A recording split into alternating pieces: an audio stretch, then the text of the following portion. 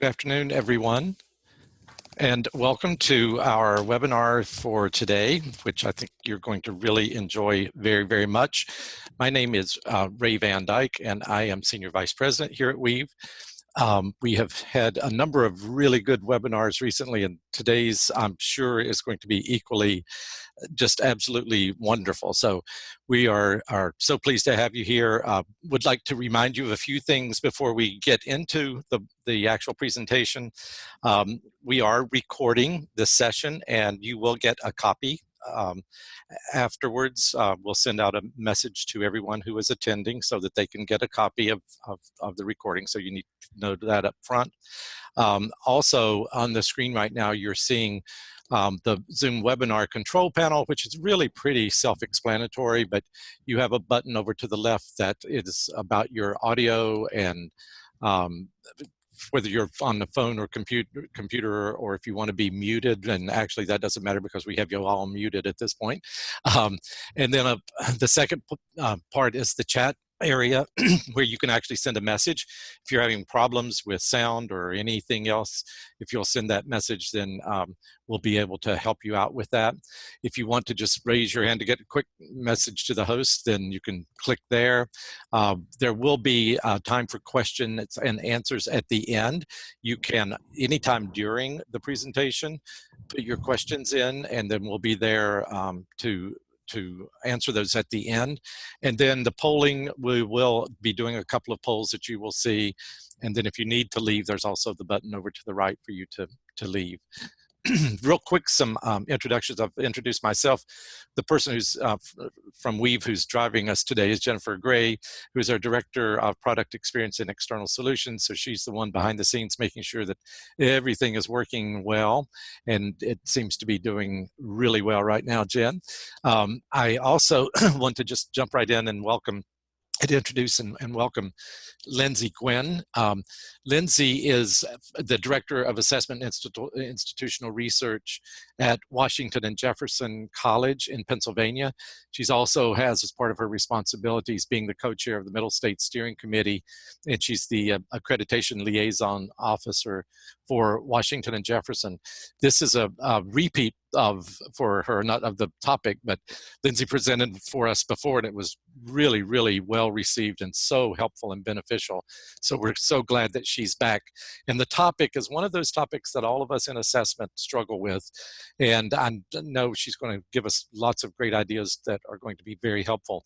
And that is the area of administrative assessment and making sure that we are doing that in a way that leads to improvement. I won't go into so much more about her background at all because you saw that, but I just want to say that we are just really, really pleased to have her as a colleague and friend of Weave. And we really especially appreciate the fact that she has such enthusiasm and passion around the areas of improving student learning. So Lindsey, welcome, and thank you so much for being here. Thank you so much, Ray.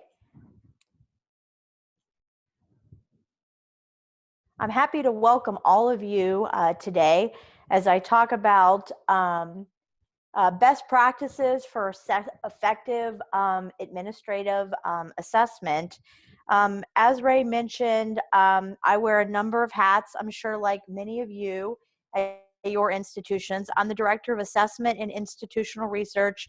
I chaired our accreditation visit, and I am the Accreditation Liaison Officer here at Washington and Jefferson College. We have a couple of polls because I wanted to get a sense of the audience. And so I'm going to turn it over to Jen, who is going to ask 2 questions so we can learn more about you who are on this call. The first question is, which of these is your regional accreditor?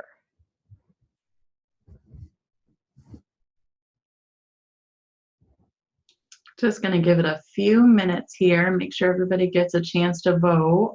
Y'all are pretty quick today. We're almost there. Almost 80% of you have voted.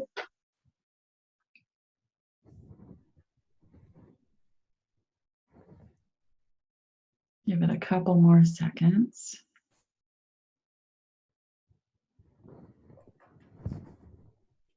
All right.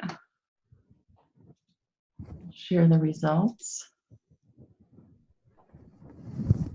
Okay, great. So we have a number of schools on this call from the SACS regional accreditor area, but I see a number of institutions who are accredited by Middle States and by HLC. So great, thank you. We also have a second question. I'd like to learn more about what type of institution that you are from.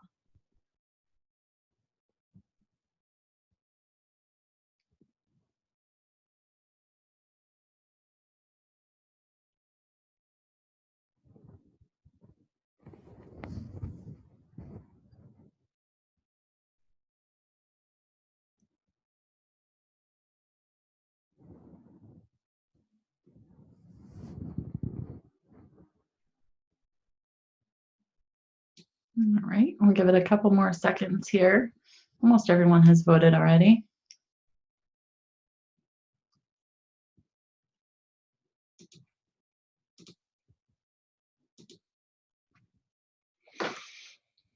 Great. So we have a number of public four-year institutions, followed by a number of private not-for-profit institutions. And I see a few public two-year institutions and just a couple of private for-profit institutions. So great. I'm happy to welcome all of you. One of the things that I'll say about my presentation is this model for administrative assessment is applicable to any type of institution, though every institution is different, of course, by its mission. And so the model that I'm going to talk about today is something that you could easily use at your institution and sort of tweak as it would best fit your institution. So here are the learning outcomes that I hope that you will learn from my presentation today. I hope that you will learn how the college that I work for, Washington and Jefferson College, mapped out an assessment plan for administrative offices.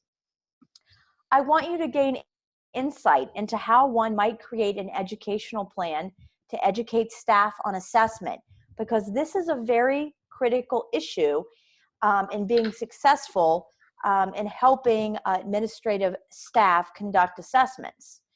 And the third piece is that I do want you to understand the value of administrative assessment and why this is important and how it can help your institution. So I'd like to give you a little bit of an institutional overview so you know more about my institution.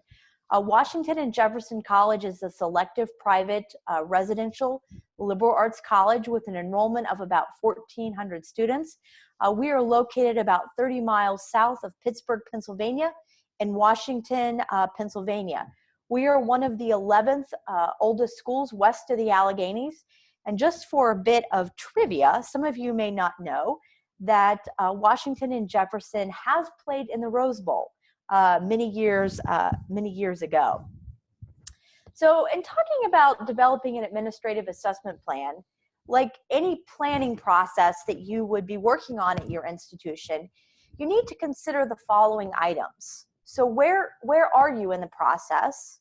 Where do you need or want to be? And I would encourage you when you're working on planning to think about timelines about where you need or want to be. And with that, how long do you have to get there? What resources do you have? And resources can be people. They can also be perhaps financial resources that you have. And also, what resources do you need? And what are the challenges as you move forward in developing an administrative assessment plan? So I'm going to talk to you about an example of a process for developing and implementing an administrative assessment plan here at Washington and Jefferson College. I started at the institution in January of 2015. And when I started, the focus was on academic assessment, especially on general education assessment. But the next step for the institution was to work on administrative assessment plans. And we started that process in the summer of 2016. So I had been on the job at that point 15 months. I was the first person to really hold this position in a number of years. Our accreditor was coming in the year of 2018-19. Previous 15 months, as I mentioned, the focus had been on academic assessment, specifically general education and department level assessment. And there was no formal system of administrative assessment prior to my arrival at the institution. So in terms of thinking about where we needed to be and where we wanted to be, we wanted all administrative units here at Washington College to have assessment plans by the time of the Middle States accreditation visit in 2018-19. And we knew that having administrative assessment plans would help with the periodic assessment of the Middle States standards. Some of you may know that when Middle States revised the standard, periodic assessment is embedded into all 7 standards.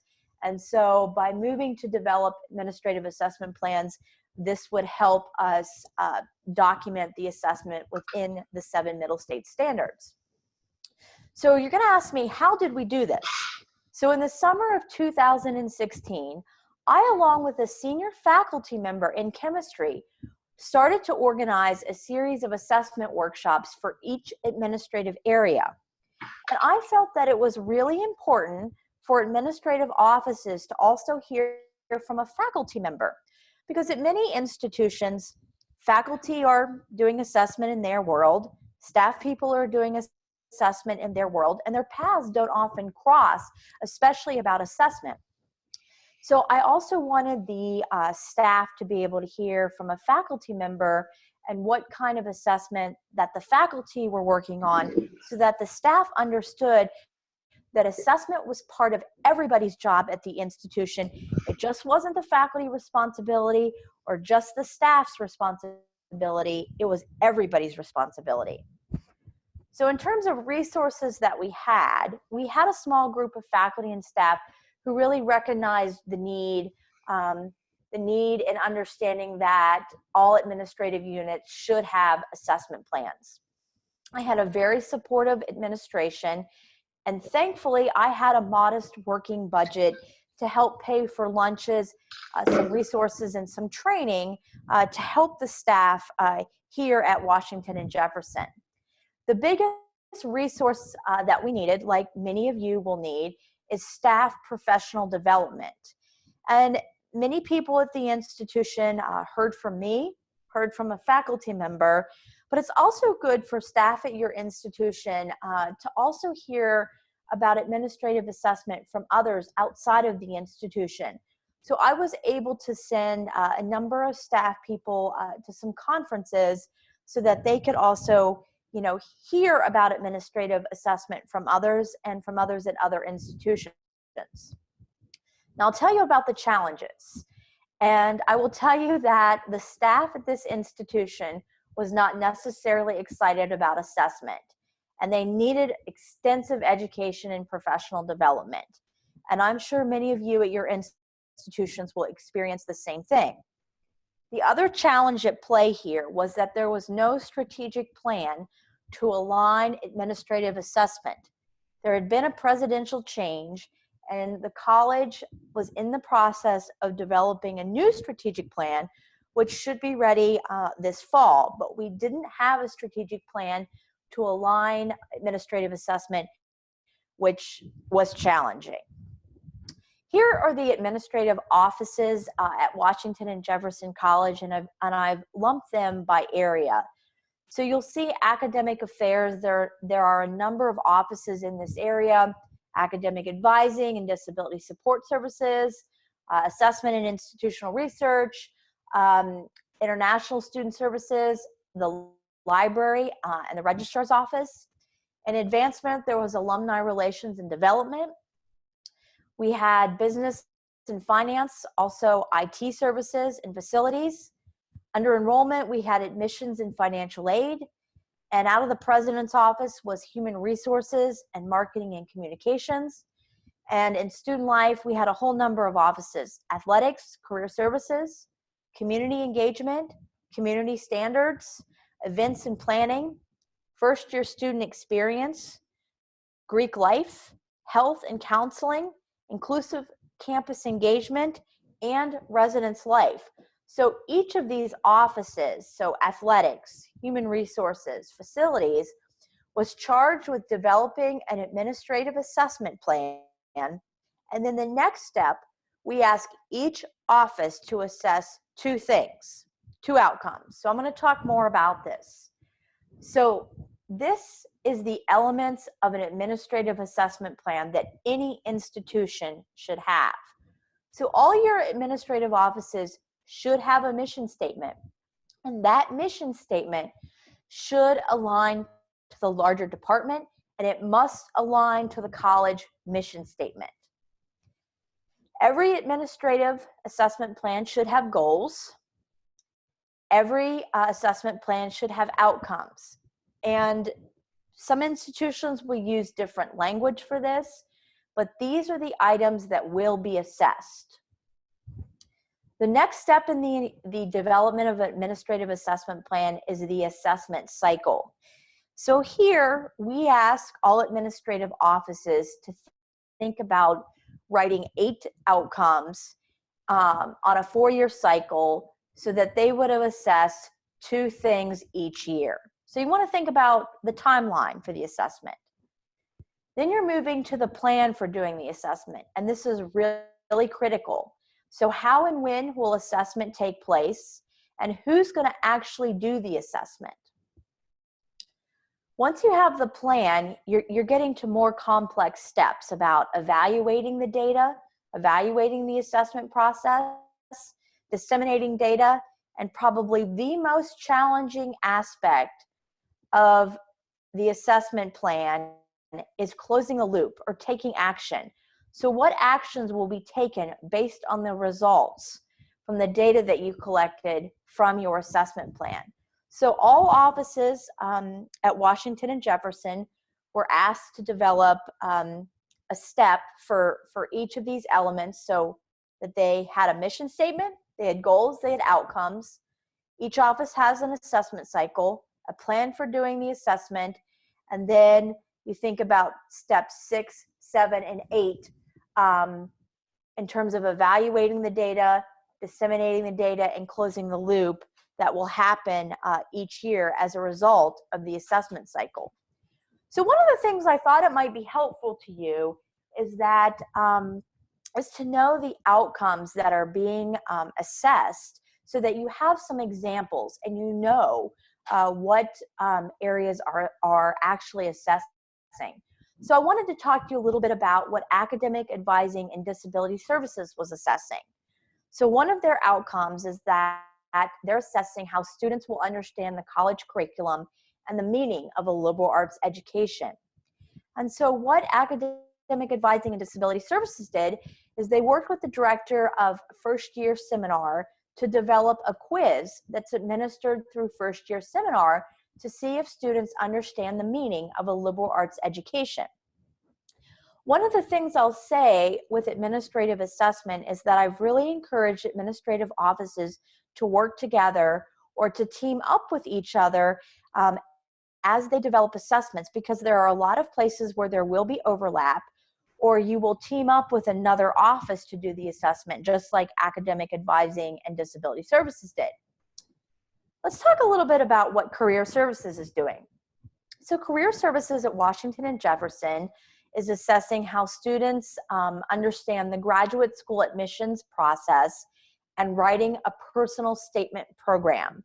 And so what Career Services is doing is that they hold a special event for the graduate school admissions process.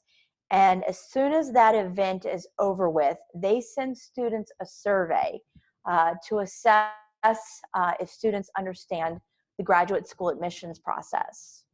I want to tell you a little bit about facility services. So facility services is assessing ways to improve levels of service for summer events and scheduling accordingly so that they can decrease additional costs to the college when possible. Financial aid has been assessing students' level of satisfaction with the services that they receive from the financial aid office. And I've worked very closely with the financial aid office as we administer the Noel Levitt's student satisfaction survey. So I've been able to help financial aid have data to do this assessment. And that's one of the things I would encourage you. Many of your institutions are administering a whole number of national level surveys. Surveys from NESE, surveys from HEADS, the Higher Education Data Sharing Consortium.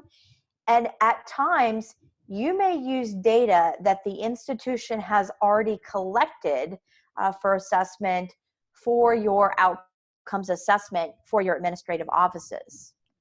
Our health and counseling services, they're assessing if students recognize individual strengths and vulnerabilities to plan for their personalized self-care and growth. So I wanted you to have an idea of some of the outcomes that the staff here are assessing. So in terms of talking more about developing administrative assessment plans and how we got to this point, my colleague, Pat Berletic, who's a longtime chemistry professor and alum of Washington and Jefferson, Pat and I held workshops for administrative units. We worked with them all summer, in the summer of 2016, in small groups. And we provided feedback on the elements of the administrative assessment plan. So for example, we worked with all of the offices to write a mission statement. And after the offices drafted a mission statement, Pat and I reviewed the mission statements and provided feedback to all of the offices to help them improve their mission statement.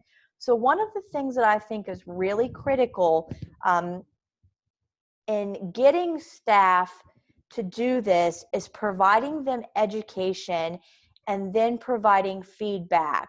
The feedback will help them be more confident and help them move forward in the assessment process. We provided additional workshops. I've worked with the staff here on how to develop rubrics. I usually hold a workshop for staff once a semester on an assessment topic to help them further develop their skills with assessment. And as I mentioned earlier, I sent staff to some workshops so that they could hear from someone other than me and from other than my colleague in chemistry. So here's an example of how we provided feedback once the administrative units had mission statements. Pat and I developed a common rubric that we would score administrative offices' mission statements on, and you'll see we were looking for, was the mission brief and comprehensive? I didn't want offices writing, you know, a one-page mission statement. It really needed to be a paragraph. We were looking at the elements. Did they include all elements of their administrative unit? We were concerned about the specifics. Was it specific enough to that administrative unit and what it does? I mentioned this earlier, that it was very important that in setting up assessment plans that everything is aligned to the college mission statement. So we worked with the offices to make sure that all of the mission statements were aligned with the college mission statement. And obviously we were concerned about grammar and spelling, punctuation, and those sort of things. But this was the process about how we provided feedback. We did this for every element. We did this for the mission. We did this for goals. We did this for outcomes. And we spent all summer doing this in 2016 until the administrative units all had assessment plans.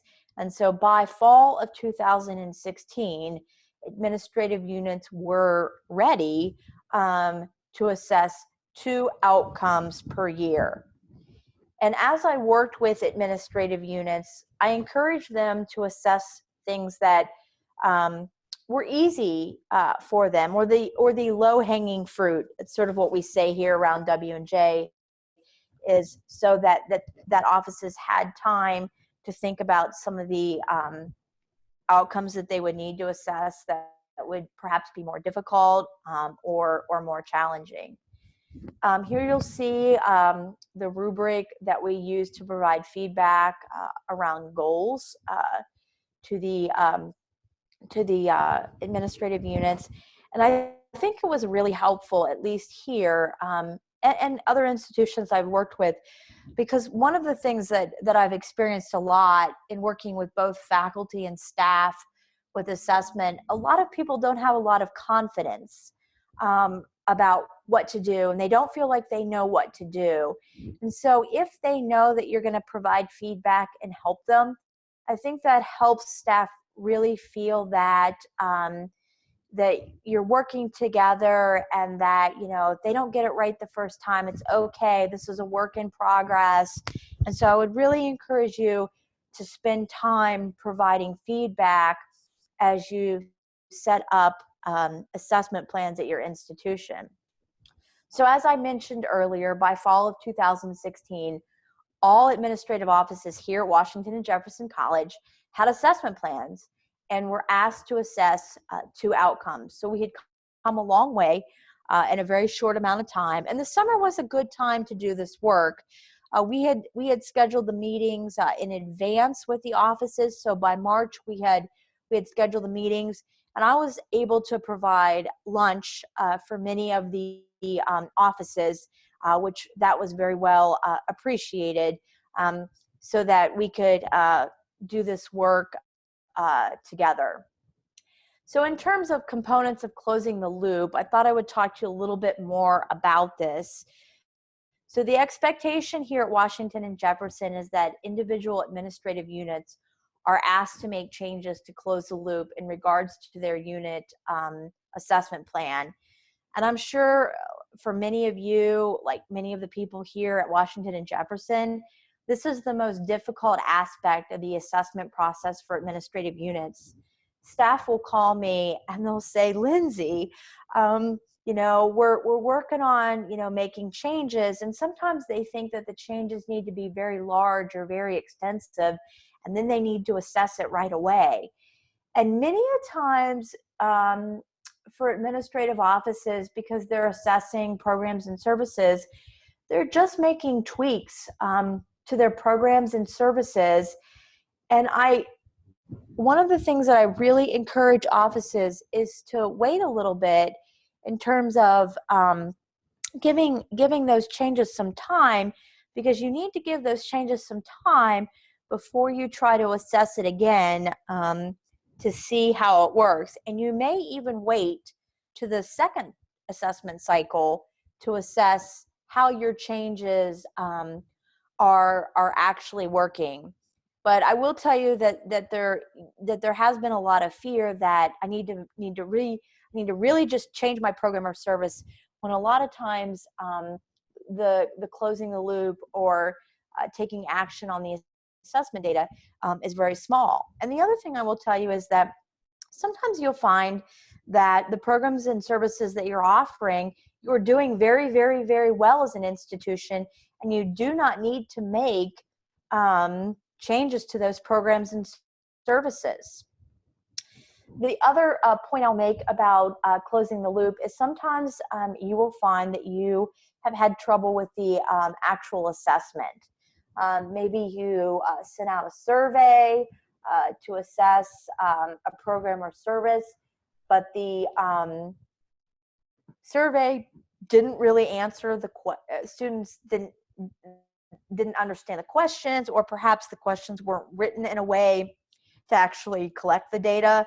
So sometimes you'll see flaws in the assessment process itself, and that's okay, because that is part of the closing the loop story. And moving forward, you'll want to make changes in your assessment design so that obviously doesn't happen again. But I would encourage you, as you work with administrative offices, is to sit down and have some conversations as a group about closing the loop, provide some examples, because this can be something that is very scary for administrative staff. All units at Washington and Jefferson often complete an annual an assessment report. So this assessment report, administrative offices are asked to share with me what they assessed for that year and what their plan is moving forward. And again, one of the things that is really important is continuous feedback in the process. So I review all of the assessment plans using a common rubric, send feedback back to departments. I send the common rubric and write a letter to administrative offices to touch base. And it's good to let people know if they're doing really good work, is to give them that praise. But to also, if they need some improvement, is to let them know where they need to improve. And then meet with people individually as they receive their feedback to discuss that further to help them move further in the assessment process. So I mentioned again about feedback and how we're doing that. In regards to education and communication, one of the things I would encourage you to think about is how to address the challenges of getting staff to buy into the assessment process. Sometimes staff will think that this assessment is a personal reflection upon them, but this is a reflection upon the programs and services that you as your institutions are offering. So it's good to really work with staff to explain to them that really the purpose of this assessment is for you to be the best at what you're doing. And the market of higher ed is extremely competitive. And so you want to be able to offer the best programs and services that you can for your students. Some other educational workshops that I've held for staff that you may want to hold at your institution is to help them develop mission goals, outcomes, and assessment cycles. One of the things that faculty will understand, but staff generally do not, they will not know the difference between direct and indirect measures of assessment. And so being able to provide workshops to explain to them and then show them ways to assess direct measures versus indirect measures. Have workshops at your institutions on how to run a focus group. I've had a number of workshops here with staff to help them run focus groups. Have workshops on how to develop a survey. That's really important for staff people. A lot of staff people will not have formalized statistical training. And so think about, ways that you can offer education on your campus that will help staff with the assessment process. I recently held a workshop on how to use rubrics. I generally do this in a very interesting way, and I've done this with faculty. Everybody likes food, right? And I'm a little bit of a foodie as a person. And so one of the things that I usually do is that I get cupcakes.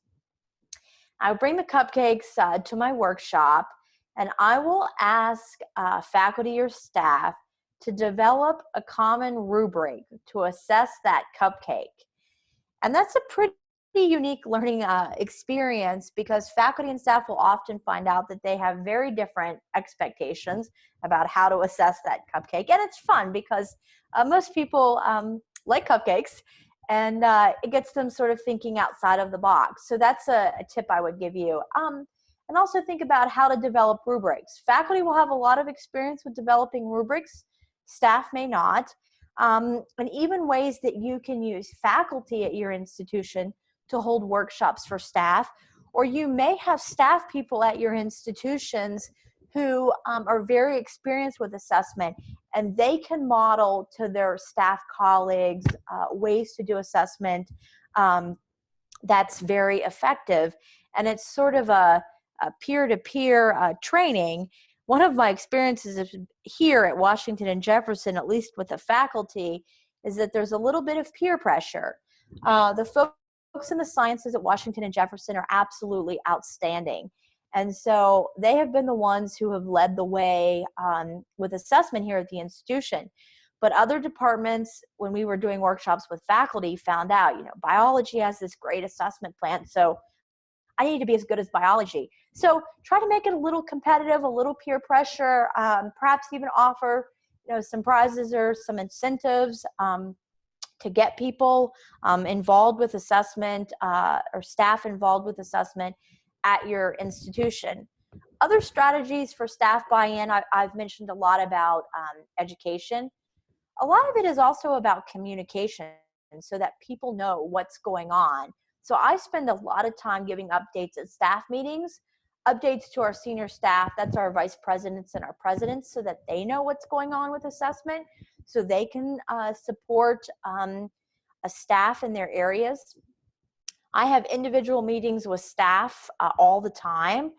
I mentioned our annual report that's due every year, and I have annual report writing help days where I have some snacks available, and I am available to meet with staff to help them fill out their report, and I usually give out some prizes for those people who come to the annual report writing help day. I also developed an assessment manual here, particularly for Washington and Jefferson, that I'll show you the table of contents. So this staff manual has been really helpful for folks here at the institution. And as we have turnover in staff positions, this manual documents all of our assessment processes and procedures, but it also provides staff with a number of how-to guides. So the staff assessment manual addresses what is assessment, why do we do assessment. In terms of administrative assessment, it talks about planning, assessing, analyzing assessment data, and closing the loop, and I provided a number of examples. I also have an appendix in the staff assessment manual that has a number of how-to guides. So there's a how-to guide on how to create a mission statement, how to create goals, how to create outcomes.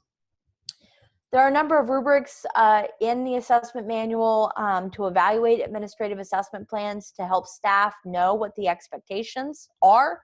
And there's a glossary of assessment terms, because one of the things I think is really important in assessment, there's a particular vernacular to this world, and staff don't always know it. Just how I mentioned about using the language of direct assessment versus indirect assessment, is spending time with staff explaining them the vernacular of the business. So I think a glossary has been real important, so staff have this to refer to. This has been really helpful for Washington and Jefferson, especially moving forward as we have staff transitions and those sort of things. So I would encourage you to think about documenting a number of help documents to help staff at your institution. And I'll share with you some plans for the future that I'm working on here at Washington and Jefferson that I would encourage you to think about once you've developed administrative assessment plans. We're in the process of rolling out a new website here at Washington and Jefferson. And one of the things that I would like is to post mission goals and outcomes for each office on the Washington and Jefferson website. Many schools post this information, and it's helpful for the rest of us in higher ed to know what your institution is assessing and to see examples from other offices. Washington and Jefferson is a Weave customer. We use the Weave assessment software. And so one of the things I'm working on is to open up the assessment software to make it more accessible to users. And what that means is, so I want the faculty in chemistry to be able to see the assessment plans for Residence Life.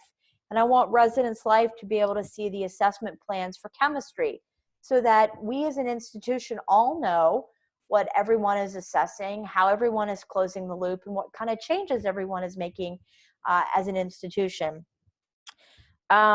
Because we were in the process of a self-study and just are nearing the final completion of that process, and our visit is here in just about 2.5 weeks, we have a limited number of staff who can serve on committees, And so the next step is that I would like there to be an administrative assessment committee to help facilitate communication, education, and buy-in.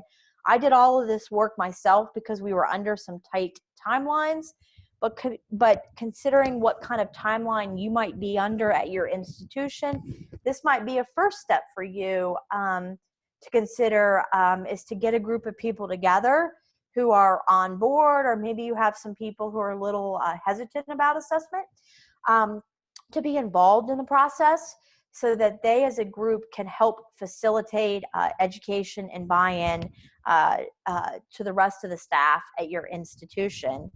So at this point, I am very happy to take any questions that you might have. I'm also happy if you would like to email me or call me. I provided my email and my phone number. Many of you will know that I do a number of assessment workshops regionally, and I've worked with a number of institutions. So if you're looking for assessment help at your institution, feel free to be in contact with me. So now I'm ready to take questions.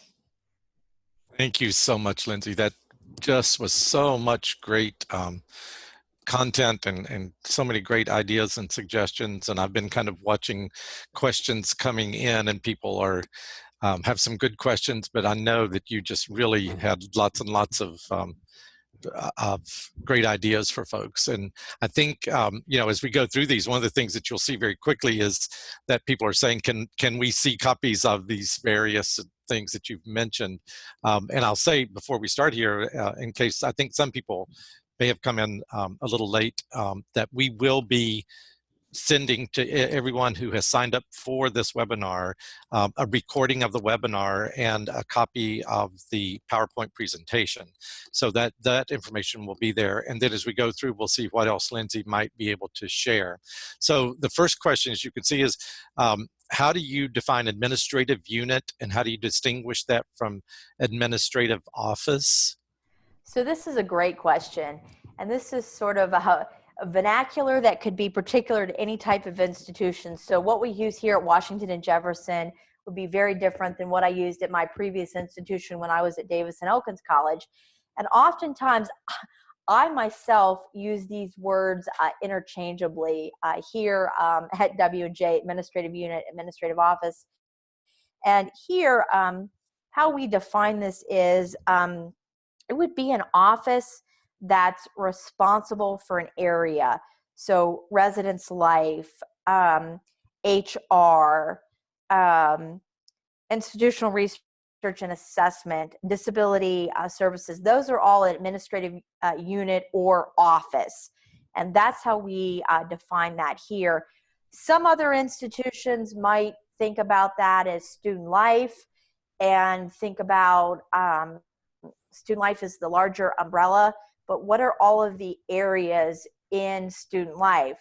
So for example, here I mentioned that that we had assessment plans in the area of student life around first year programming. There's not actually an office for that, but there is a person in student life who handles that. So there may not be a particular office for that, but there may be a person who does that work. So that's where that gets a little hairy. I would encourage you to define that for your own institution about how you're going to handle that. And I think just to add to that a bit, a lot of that might also depend on which regional accreditor you're reporting to, because Yes. I think some of them define these terms for you and others leave it up to the institution to define. But I remember, you know, in my work at Virginia Tech, that was one of the issues that we had to deal with was how do we define these? How does the accreditor want us to define these? But thanks, that's very helpful. What was your rationale for requesting 8 unique outcomes and 2 per year? So typically, one of the things that's really important in the assessment world is that you have sustainable assessment plans. And when I say sustainable, you can't assess everything, every student, everything, every year, every semester. So you have to think about something that's sustainable and something that's meaningful. And typically most assessment cycles somewhere are between 3, 4, and 5 years. We felt 4 was a good timeline, and assessing 2 outcomes per year was sustainable and manageable. So that was the rationale for doing that. We've typically here at Washington and Jefferson used it for a 3 or 4 year cycle. We did that for our general education assessment. So that's a pattern that we typically have worked with here at Washington and Jefferson. Great. A question about, I think one of the outcomes that you mentioned had the verb understand, and the person saying, we've been told that understand is not acceptable as a measurable outcome. How's your accreditor reacted in the past to that type of outcome? So Washington and Jefferson is accredited by the Middle States Commission on Higher Education, and I came from an HLC school. I'm assuming that someone who's asking this question is from a SACS, SACS school. Our regional accreditor what's really important to Middle States is that you're actually assessing your curriculum, your programs, and your services, and you're making changes based on your assessment data. This has not been an issue for Middle States. I've been out of the HLC system for a few years. I don't believe this is an issue with HLC. But I can't speak to what SACS has to say or potentially WASC. But I think the issue at hand here is important, is that we're not in the business to collect data for data's sake. We're in the business to collect data to make improvements for our programs and our services. So that's my feeling about this. And I would look, whoever asked the question, if you want to email me, I'm happy to talk to you about it. Or if you want to talk more with your regional accreditor, I would encourage you to do that. Very good. Some of these are going to be overlapping. I think you've already answered the idea behind the 4-year assessment cycle in the previous one. Anything else you want to add to that? One of the things I'll say is that if you get into, I would not encourage you to get into 5- and 6-year assessment cycles, because you need to think about assessing core items, your services and your programs, close the loop, make revisions, and be ready to assess those items again in the next cycle. So that would be my only comment there. Okay, you mentioned that you had sent folks out to different workshops, and then you actually listed, and again, this may be someone who wasn't joining when you went through some of those topics. Any other comments besides the ones that you shared about workshop topics? I will mention some of the outside places that we took people. Michael Sachs, who's an administrator, a student life administrator, who's just a fantastic assessment person. He works at John Jay. We sent some people to one of his workshops. I wanted people to hear from him. I highly respect him since he's coming from student life. I took some people to a workshop. Ohio State has a student life assessment and research conference the 1st of June. I'll actually be speaking there this year. It's a day conference at Ohio State, so relatively inexpensive, easy to get to. I would encourage folks regionally who are close to think about taking staff there. I also sent staff there. Anytime our accreditor has offered workshops or events, I tried to get people there. So I would look at, if you want to bring somebody outside your institution, I can give you some recommendations. A lot of education I did internally myself with a faculty colleague, but anytime you can send anybody to something outside the institution, I think that's great, because then they just hear it from a second person. Hey, you don't see this question on the screen, but there's one that's coming up related, so I'll go ahead and ask you that. And that is, how did you go about deciding which staff to send to these workshops? And then do they, upon their return, share what they have learned? So that's a good question. Most of the people I picked to go based on their role or their involvement with particular things at the institution. There were two people from Student Life who were involved in the accreditation process. I picked them to be involved in a number of workshops. I was in touch with the VPs of those areas to see if they had people to suggest. So I sort of worked. I picked some people. I worked with the VPs to pick people. I did ask people in general, who I thought who would potentially be at the institution for a while to go to some things too. So I didn't really have a formalized checklist about how I picked people. It was really based on involvement, what they were working on, and communication with the vice presidents. Very good. What suggestions do you have for learning how to give meaningful feedback to staff and faculty members? And again, you kind of ran through those rubrics and how you use those rubrics to give feedback. Any suggestions on ways that kind of makes that maybe go a bit easier or whatever? So at least my experience here is that faculty and staff are hungry. They are just hungry for feedback on their assessment plans, because part of it has been, most people do not have formalized training in assessment. And so, sort of getting feedback was confidence building. I'm the type of person, some of you may know, I previously worked for the United Methodist Church. I was clergy. I often use the model of pastoral care when doing assessment. So, it's building relationships with people so that they feel comfortable with me to ask for help and to be gentle about your feedback. But, obviously you want people to make changes if their assessment plans aren't appropriate.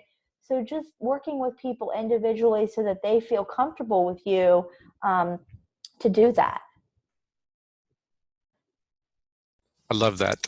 I love that analogy. I'm sure some of your training helped out a lot in dealing with faculty and staff. So the next one kind of, again, goes to I think probably you've already answered, how well was it received, and was there input from other assessment experts? I think you said you gave feedback, and then you had others who were involved in that also. Yeah, Pat Berletic, who I mentioned, a longtime chemistry professor at W&J, would be considered an assessment expert on the faculty side of the house. And so Pat was involved with giving feedback. And it was unique because she's an alum of Washington and Jefferson College. And so people felt comfortable with her. She knew the institution well. And so it was good to involve Pat. Going forward, it's always good to have multiple people review assessment plans and give feedback. One of the challenges always is getting staff or getting colleagues to do that. I have a colleague in the dean's office who has helped me review the academic assessment plans, but I would also like for him moving forward to be more involved with administrative assessment. So I think you just got to find the right mix of people at your institution, but I would always encourage you to have multiple reviewers, because sometimes, I'm going to see things from my lens. My colleague in chemistry is going to see things from her lens, and my colleague in the dean's office is going to see things from his lens. And we all may have great suggestions and can offer, a different point of view. So I think that's really important. Just a related question to that from me. Did you, I'm sure you and Pat spent some time doing a little bit of inter-rater reliability kind of stuff to make sure that you were both kind of looking at these items in the same way and had the same expectations? That's correct. We calibrated the rubrics and made sure that we were on the same page, so that when we were scoring, reviewing mission statements, that we had the same expectations, and that's really important. Yeah, good, good. So the next one is about the external workshops, which you've already mentioned. And then this question is about the term student learning outcomes. And did you use that term with the administrative units? So no. So we just call them outcomes. And that's just the language we pick to use here at the institution. Student life will call them student competencies, because most of their assessment is around student competencies. So, business and finance is they're gonna use the language and outcome. Admissions is gonna use outcome. Financial aid is gonna use outcome. But areas in student life are gonna call them student competencies. You can call them whatever you want at your institution. I would just make sure that everyone understands the language, and you create something, a vernacular that works for you. Very good. Jen, do you have, yes, you do have more questions, and we're kind of running up on the hour here, so I will, we'll try to get to a couple of these, and if we don't, Lindsey, would you be willing to give a response that we could send out to everyone? Yes. So do you require periodic program review for administrative units similar to academic program review? We haven't yet, but it's something that we're thinking about for the future. That's something I would encourage you. There's a way to do program review. I mean, you can go and get external reviewers. There are ways to do it internally. Whoever asked the question, if you want to follow up with me, I can talk to you more about that. Very good. And as I said, people want to see, all of us love to see these examples. So some of the rubrics you had in the slideshow presentation, and the same thing with the next point of your assessment report, and even the glossary. I don't know how much of that is shareable, or, I think if you want those things, if you would email me, that would help me a lot, and I can send those materials out. Okay, very good. So I think we'll kind of end the questioning at that point. I think we've hit most everything there. Anything that we haven't, or any others that come in, we'll make sure that we take care of and get some response. Just once again, Lindsey, this has just been so very, very great. Thank you so very much for being here and sharing your expertise and your enthusiasm. And, I can tell just by listening that you're doing a lot of great work there on your campus, and now that's extending out to those of us all across the field. Thank you so much, Ray. And thank you to everyone at Weave. Sure thing. If I may just take a few minutes, we have a couple of minutes left. I would like to mention a couple of things. We want to make sure that you fill out a survey that's going to be coming up after you kind of sign off here. It'll jump up there. That gives us really good information about these kinds of webinars, what kinds are helpful, what kinds of topics you like. So please do that. Really exciting news that we have a learning improvement webinar series coming up, starting actually next week with our first. It's a 6-webinar series, and the topic is about how can we make sure that all of our assessment efforts are leading to learning improvement. You'll be getting information about that if you haven't already. The announcement has already gone out. Our first one is, the topic is Assessment Paper Pusher to Improvement Hero. The Journey Begins, and it's by Keston Fulcher at James Madison University and Megan Good at Auburn University, and it's going to be really good. So please be sure to tune in for that. Also, very quickly, to tell you a little bit about Weave, for those of you who are not familiar, Weave has been around since 2006. Our software was developed actually on the Virginia Commonwealth University campus, as they had a SAC-COC visit coming, and they developed this, what was our legacy product. And then since that time, we have grown it and changed it and built it so that it is just an amazing experience for all the folks who are using it. So have a very strong community of over 500 institutions in 95 countries that are using our system. So we're very pleased with that. We're happy to share any information. If you just send us a message, we'd love to do that. Also, to tell you about that next slide, I think we have one more, Jen. Yeah, there we go. So our software helps you to manage these kinds of processes on your campus. The assessment process, all of your accreditation. We have all the regional accreditation standards in there, as well as all of the subject specific, disciplinary specific accreditation standards, managing faculty credentials, managing program review, and managing strategic planning. Really very strong programs to help you there. And then I think the final thing that we wanted to say is so much of what we have to offer is free, and it's on our website. We have a knowledge center that has all kinds of free webinars and ebooks and case studies, and this webinar, for example, will be one of the things that will go into that knowledge center. Also, a Weave toolkit that our members can access directly from their applications. And just to emphasize that we do have very much a customized implementation and end-user support system in place for our products. So please let us know if you're interested in knowing more. We'd love to share with you. We actually have a question put up there that if you would like to learn more about Weave Solutions, you can say yes or no. And I think that's all that we have to say. Again, thanks so much, Lindsey. Jen, thank you so much. Everything went so great. Appreciate all your work. Lindsey. Everyone have a great day. Thank you. Bye-bye. Thank you.